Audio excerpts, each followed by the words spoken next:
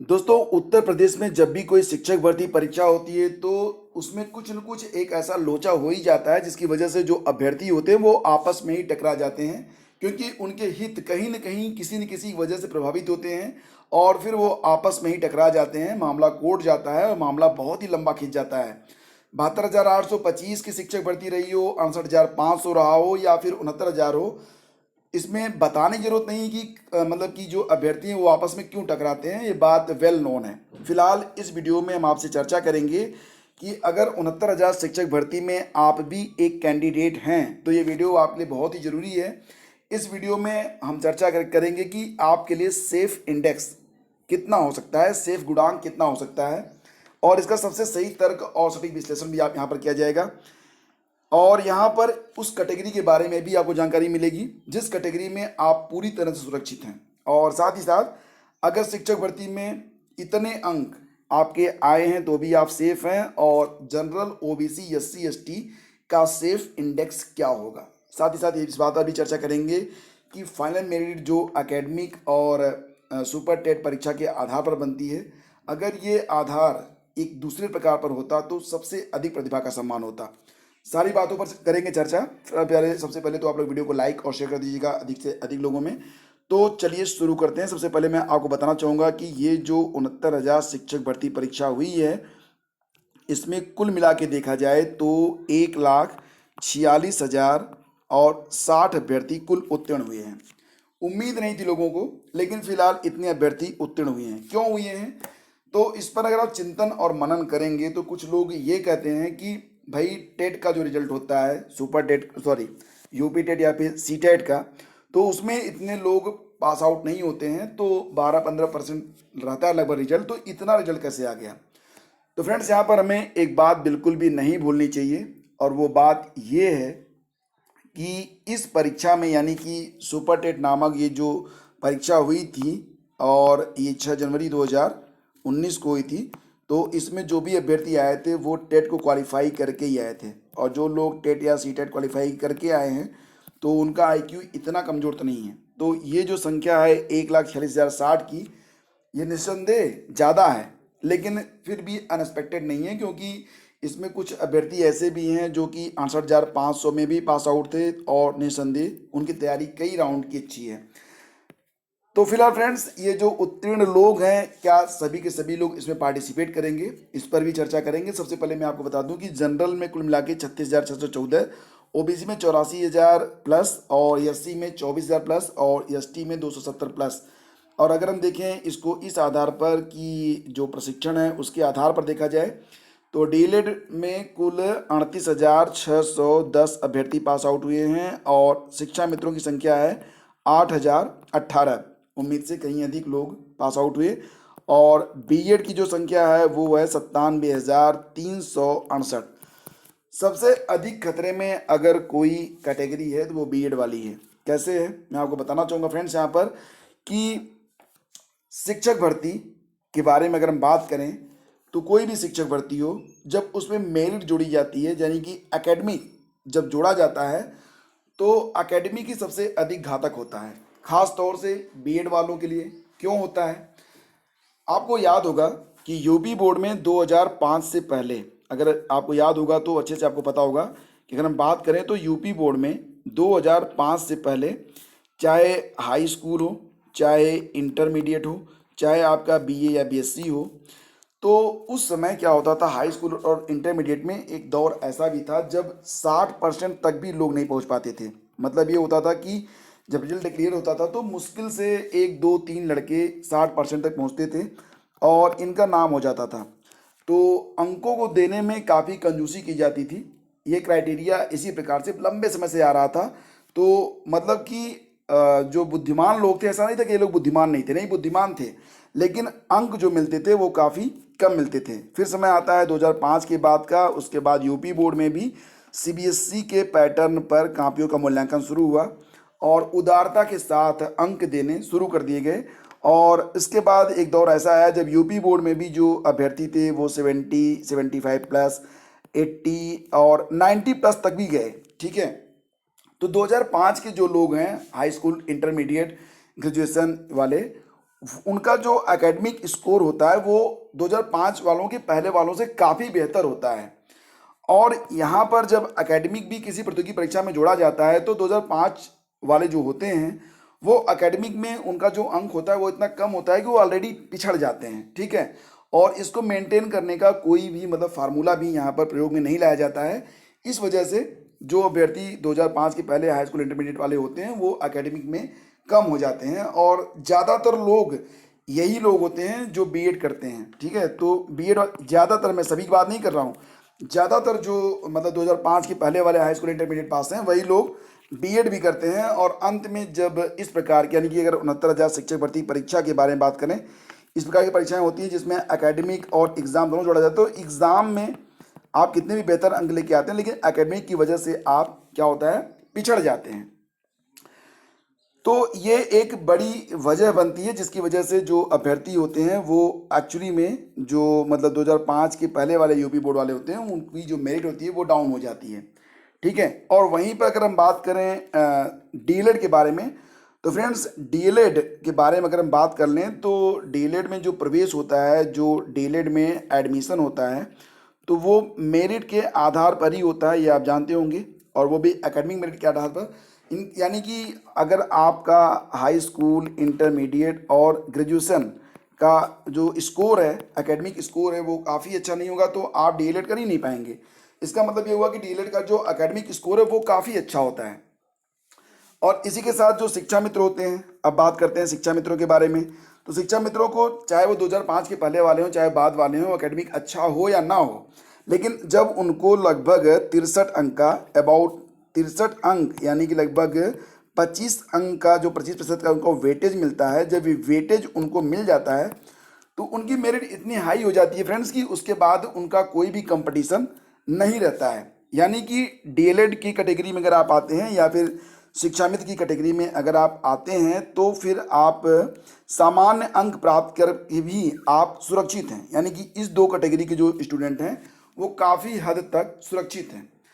अब यहाँ पर जो मुख्य मामला आके फंसता है वो ये होता है कि बीएड वाले, तो बीएड वालों में भी जो लोग 2005 के बाद वाले हैं, अगर वो शिक्षक भर्ती में कम अंक लेकर भी नॉर्मल क्राइटेरिया को फॉलो करके भी पास हो रहे हैं 90-97 पर, तब भी वो मतलब उनका एकेडमिक जो स्कोर बनेगा, फाइनल स्कोर बनेगा, वो ठीक ठाक बनेगा। लेकिन अगर 2005 के पहले वाले जो स्टूडेंट हैं, अगर उनके बारे में बात करें तो अगर मान लो हाई स्कूल में उनका जो स्कोर है वो 60% है, इंटरमीडिएट के बारे में बात करें मान लो ये भी 60% है, अगर ग्रेजुएशन के बारे में बात करें तो मान लेते हैं कि 60%, हालांकि ये भी मुश्किल होता है। और प्रशिक्षण के बारे में बात करते हैं, बीएड या फिर बीटीसी के बारे में बात करते हैं, मान लीजिए इसमें कितना 70 है, तो ऑल ओवर जो इसमें बनेगा वो लगभग जो गुणांक बनता है वो 25 का बनता है, ठीक है। अब 25 अंक का ये जो गुणांक है वो मेंटेन करने के लिए आपको जो सुपर टेट नामक परीक्षा हुई है, उस परीक्षा में, शिक्षक भर्ती परीक्षा में आपको कितने अंक प्राप्त करने होंगे। तो आपको पहले से याद होगा, मैंने शुरू में ही आप लोगों को बताया था, जब 69,000 शिक्षक भर्ती की क्लास चल रही थी, जब परीक्षा नहीं हुई थी उसके पहले ही मैंने आप लोगों से कहा था कि अगर आपका एकेडमिक ये बहुत अच्छा नहीं है तो आपको बहुत अच्छे अंक लाने होंगे। और मैंने आप लोगों से कहा था कि जो लोग 110 प्लस पर रहेंगे वो काफ़ी हद तक सेफ रहेंगे।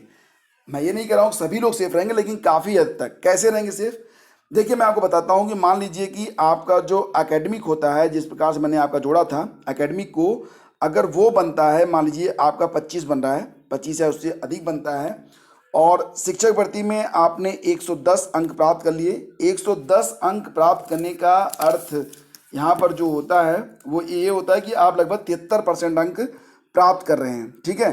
अब 73% जो अंक है उसका अगर 60% आप निकालेंगे तो ये लगभग 43 के आसपास बैठता है। मतलब अबाउट लगभग ये कितना बन रहा है, ये 68 बनता है आपका स्कोर। और यकीन मानिएगा कि जो 68 का स्कोर है ये जनरल कैंडिडेट के लिए बिल्कुल सेफ होगा। क्यों सेफ होगा ये भी मैं आपको बताने वाला हूँ। फ्रेंड्स देखिए, कुल मिला के जो लोग पास आउट हुए हैं उनकी संख्या 1,46,000 है या इससे अधिक ही है, ठीक है। 1,46,000 से थोड़ी सी अधिक है। तो मैं आपको यहाँ पर ये बताना चाहता हूँ कि जो ये 68+ पर जनरल सेफ हैं वो कैसे हैं। तो कुल जो पास आउट हुए उनकी संख्या कितनी है, 1,46,000 प्लस, ठीक है, 1,46,000। और एग्जैक्टली जो मतलब आंकड़ा है वो आप देख सकते हैं 1,46,060। तो चलिए यहीं पर आ जाते हैं। तो ये इतने लोग उत्तीर्ण हुए हैं। अब इसमें कुछ अभ्यर्थी ऐसे भी हैं जो 68,500 में पहले से ही चयनित हैं, प्लस कुछ लोग और भी हैं जिनका कहीं न कहीं केवीएस में या फिर टीजीटी में या फिर पीजीटी में या फिर किसी न किसी जॉब में वो आ गए हैं। ऐसे लोगों की संख्या कम से कम 20,000 हो सकती है, इससे अधिक हो सकती है, कम तो बिल्कुल भी नहीं हो सकती है। और एक बात का ध्यान आप लोग और रखिएगा कि ये वही कैंडिडेट हैं, ये वही क्रीम कैंडिडेट हैं जिनका स्कोर और एकेडमिक भी बेहतर रहा होगा।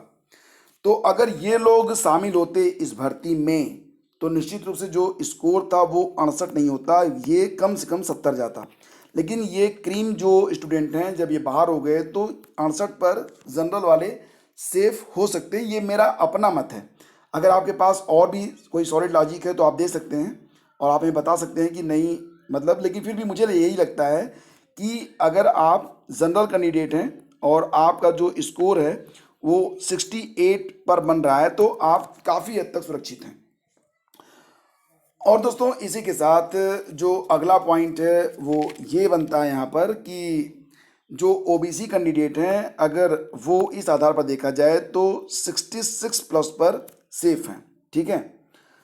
एससी के बारे में भी लोग जानना चाहते होंगे, एससी एसटी के बारे में, तो एससी एसटी के बारे में यही कहना चाहूँगा कि 60 पर अगर एससी कैंडिडेट हैं तो वो सेफ हैं। और एसटी और शिक्षा मित्र ये दो कैंडिडेट सभी के सभी लोग बिल्कुल सेफ हैं, ये कैटेगरी वाइज हैं, ठीक है।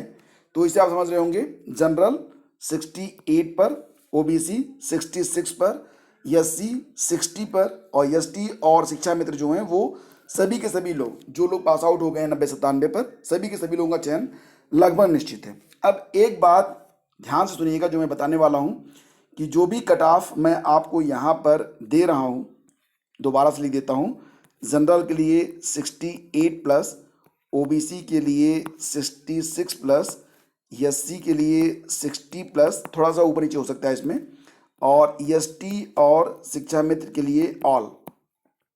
ये एक सेफ लाइन है, मतलब इस लाइन के अगर आप ऊपर हैं तो आप पूरी तरह से अपने आप को सुरक्षित मान सकते हैं। हालांकि जो चयन होगा वो इसके नीचे भी हो सकता है, ये कोई लक्ष्मण रेखा मैं नहीं खींच रहा हूँ, मतलब मैं आपको सिर्फ ये बता रहा हूँ कि अगर आप इस इंडेक्स को क्रॉस कर रहे हैं तो आप पूरी तरह खुद को सुरक्षित मानिए। हालांकि अगर आप इसके नीचे हैं तो आप इंतज़ार कीजिए, आपका चयन भी हो सकता है, ठीक है। मतलब मैं कोई फाइनल आपको स्कोर नहीं बता रहा हूँ, मैं बस बता रहा हूँ कि इतने पर आप पूरी तरह सेफ हैं, इसके नीचे भी आपका चयन हो जाएगा। अब ये मेरिट जो होगी वो 1 2 3 अंक तक नीचे भी आ सकती है, ठीक है। तो आपको क्या करना है कि बिल्कुल होपलेस नहीं होना है, जब तक मैच चल रहा होता है, अंतिम बॉल जब तक नहीं डाली जाती है तब तक आपको इस मैच को देखना है। तो अब ये प्रक्रिया शुरू हो गई है, अगर आप शिक्षक भर्ती परीक्षा को पास कर चुके हैं तो ऐसी स्थिति में हर हालत में आपको इस प्रक्रिया के पूरी होने का इंतज़ार करना है। आपका स्कोर कुछ भी हो, आप किसी भी कैटेगरी में हो, जब तक मतलब भर्ती प्रक्रिया चलेगी आपके लिए उम्मीद है। एक बात और आपको बताना चाहूँगा फ्रेंड्स कि ये जो काउंसलिंग की प्रक्रिया होगी वो एक बार में ही संपन्न नहीं होगी। पहले चरण में जो मनपसंद जिले की चाहत रखेंगे, मान लेते हैं कि 68,500 का कोई ऐसा कैंडिडेट है जो इसमें सफल हुआ है, तो वो मनपसंद जिले में आने के लिए वो काउंसलिंग भी करवा सकता है। अगर नहीं मिला तो फिर वो छोड़ देगा, लेकिन ऐसा नहीं है कि वो काउंसलिंग में हिस्सा नहीं लेगा।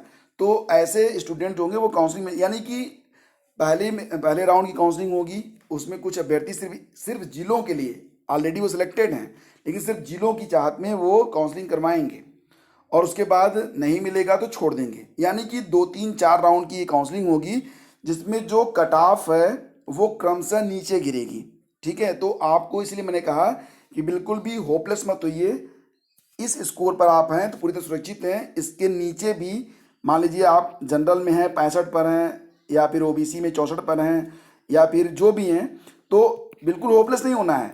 हो सकता है कि तीसरे चौथे राउंड में आपका भी सिलेक्शन हो जाए, इसलिए होपलेस मत होइए। ये बिल्कुल सेफ है, नीचे वाले पे आपको उम्मीद रखनी है, बस यही कहने का मतलब है। पूरी बात आप ठीक से समझिए, ठीक है। और फ्रेंड्स यहाँ पर एक बात और भी बताना चाहूंगा आपको कि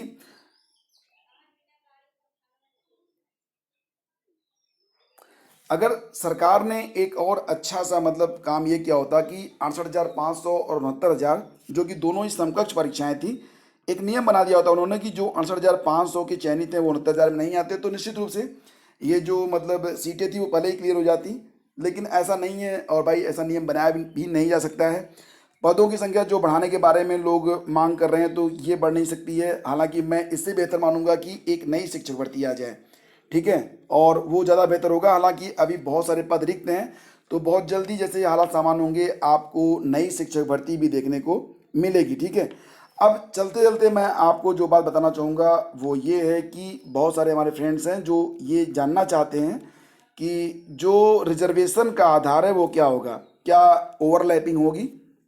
तो फ्रेंड्स बिल्कुल ओवरलैपिंग होगी, क्योंकि जो जनरल कैटेगरी की सीटें होती हैं वो अनारक्षित सीटें होती हैं, ठीक है, अनारक्षित होती हैं ये सीटें। तो ऐसा नहीं होता कि जनरल को रिजर्व करी जाती हैं, ये अनारक्षित होती हैं। जो लोग भी निश्चित क्राइटेरिया को फॉलो करेंगे, जनरल की मेरिट में आएंगे, वो लोग जनरल सीट को ले भी जाएंगे, ठीक है। तो फिलहाल रिजर्वेशन के बारे में चर्चा हम करेंगे अगले वीडियो में। ये वीडियो अगर आपको पसंद आया, हमारे लॉजिक अगर आपको पसंद आया, तो इसे लाइक और शेयर कर दीजिएगा। बहुत बहुत धन्यवाद। Have a great day. जय हिंद।